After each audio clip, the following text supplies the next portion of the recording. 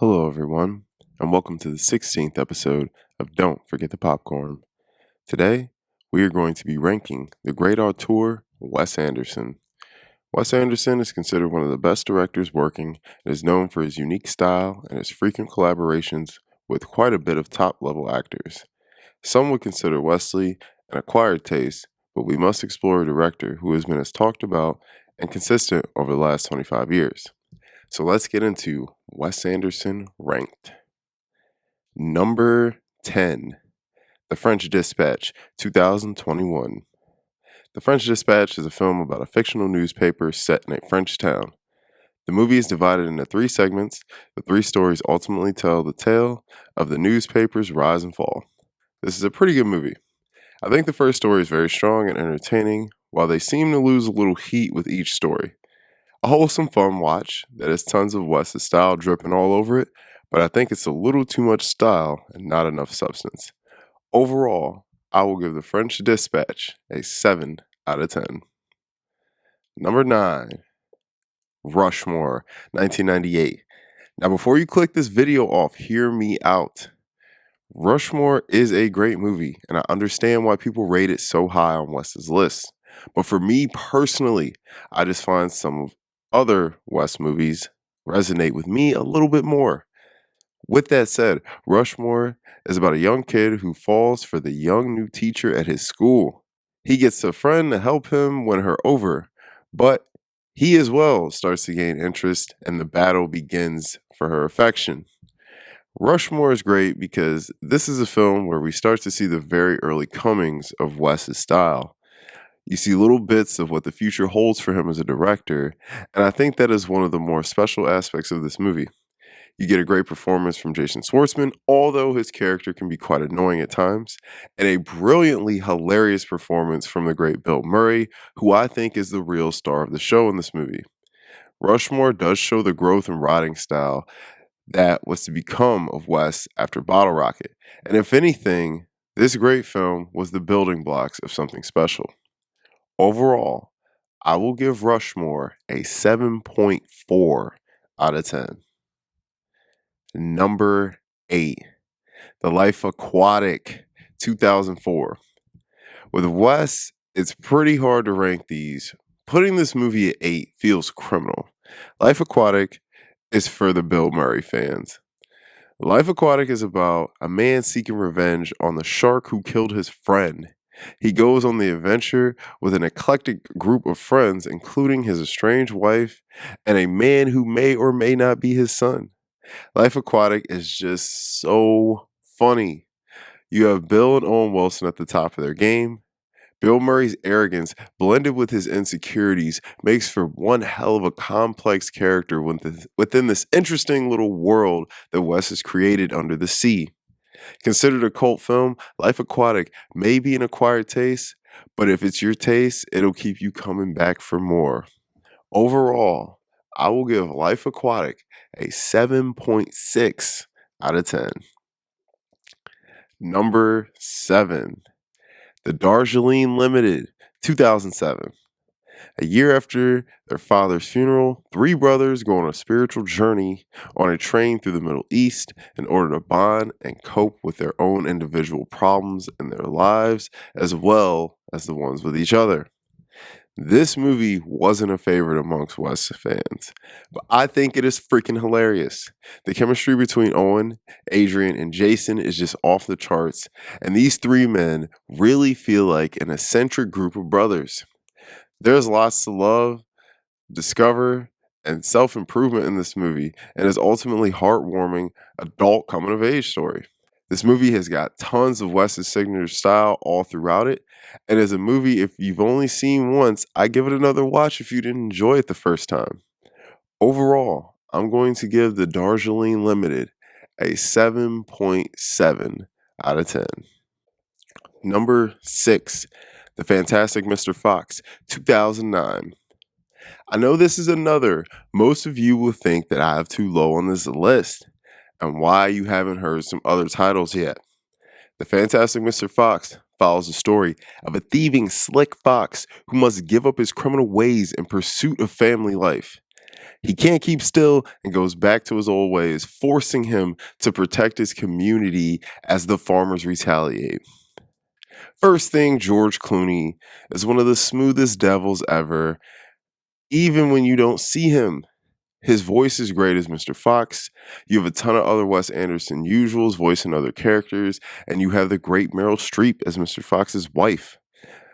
The real impressive feat in this movie is the gorgeous stop motion animation. Wes showed us an entirely different creative style he has within him. Even in stop motion animation, this is still very much a Wes film, from the narration to the set designs, from the themes and the use of the score.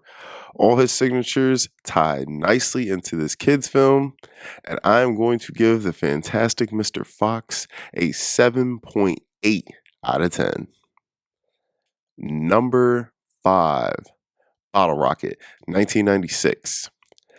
I know people think I'm nuts for having this ranked before Rushmore, but Bottle Rocket has that first film feel to it that can't be denied. Kind of like Reservoir Dogs or Hard Eight. Bottle Rocket is a funny crime film that follows three dumb guys who pull off a series of petty crimes in order to get ahead. The film is a tale about love, friendship, growing up, and making your mark on the world. This is Wes's feature debut, and while he was still long from developing his style here, I think we knew we had a special talent on our hands. It's cleverly written and perfectly acted, and Owen and Luke's brotherly chemistry really shines on screen here. I am going to give Bottle Rocket a 7.9 out of 10. Number 4, The Isle of Dogs, 2018. People often will take Mr. Fox over Isle of Dogs if we were talking Wes's stop motion features, but I'm going the opposite. This movie is set in Japan and follows a young boy, the little pilot, who seeks out to find his lost dog after the mayor of his city banishes all dogs to Dog Island, a dreary place for dogs to live. Mixed with his unique style and great stop motion, Wes created a fun world filled with lovable dogs, and they are voiced by some of his usual suspects, along with Bryan Cranston and Scarlett Johansson. The relationship between the other dogs and the lengths the little pilot and the other dogs go to help each other is heartwarming and funny. Even for a cat lover as myself, I love Isle of Dogs. Overall, I will give Isle of Dogs an 8 out of 10. Number 3, Moonrise Kingdom, 2012. The rest of the movies on this list are his exceptional films. Moonrise Kingdom follows a young couple who run away off the coast of New England in the 60s. The two camp out and discover love together in the wilderness while the authorities try and find them. This movie is magical in every way. It's a vibe. It's a beautiful coming of age love story that is unique and full of style. The performances are great, with Ed Norton giving one of his most heartfelt and humanistic performances in years. Bill Murray and Frances McDormand have amazing chemistry, and the two child actors hit a home run with this one. This film just epitomizes young love and finding yourself and becoming a young man or woman. The score and cinematography is some of Wes's best work yet, and overall, I will give Moonrise Kingdom an 8.6 out of 10. Number 2, The Grand Budapest Hotel, 2014. This movie follows the adventures and shenanigans of the famous concierge Gustav H. and his lobby boy, who becomes his best friend. Set in Europe between the wars, it's a story of theft, greed, friendship, love, prejudice, and the world changing around us. Ray Fiennes is simply amazing in this movie and can somehow carry the weight of all these heavy hitting actors in this. Wes is at the top of his game here, somehow directing this ensemble to one of the greatest and funniest films of the 21st century. This super stylistic, fun, and gorgeous movie is not only entertaining, but a film to remind us just how talented and creative some people really are. You must appreciate the gorgeous set designs, beautifully crafted score, and the unique camera work Wes has done here. He also has sole writing credit here. This film earned Wes an Oscar nom for Best Director and Best Picture, which he could have arguably won. Overall, I will give the Grand Budapest Hotel a 9 out of 10. Now, let's get into Our number one, the Royal Tenenbaums, 2001. First thing, I think I'm a little biased with this movie. I love this movie very, very much. But I also think it is easily one of Wes's best works, and most people could agree to that.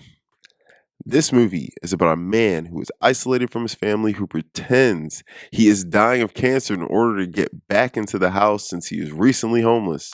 He cons his family into thinking he wants to get closer to them before he dies in order to get what he wants. This was the first movie to really bring together the Wes style and really show him as an auteur. The interesting narrations, unique miniatures and set pieces, the use of color, and his signature storytelling, and style and themes are all over this movie. Every actor is at the top of their game. Wes invented some of the most unique, detailed characters that all play their very specific roles in crafting out this very unique family that tells this funny and oddly relatable tale. Gene Hackman, Gwyneth Paltrow, Danny Glover, Luke Wilson, and the great Bill Murray are all at the top of their game, giving such dynamic edge to their characters that make them very memorable, even admirable at times. The detail in the writing, down to the weird gypsy cabs, to the matching tracksuits and hairstyle Ben Stiller has with his kids, even over to the missing finger Gwyneth Paltrow has, all just tie together so nicely to bring us one of the first very unique and stylistic movies at the turn of the century. Overall, I am going to give the Royal Tenenbaums a 9.5 out of 10. Guys, I hope you enjoy Wes Anderson Ranked. Please give me your Wes Anderson rank down below in the comments. Make sure you like the video and subscribe to the channel. Let me know if there's some video topic or movie you want me to cover. I will see you next time, and don't forget the popcorn.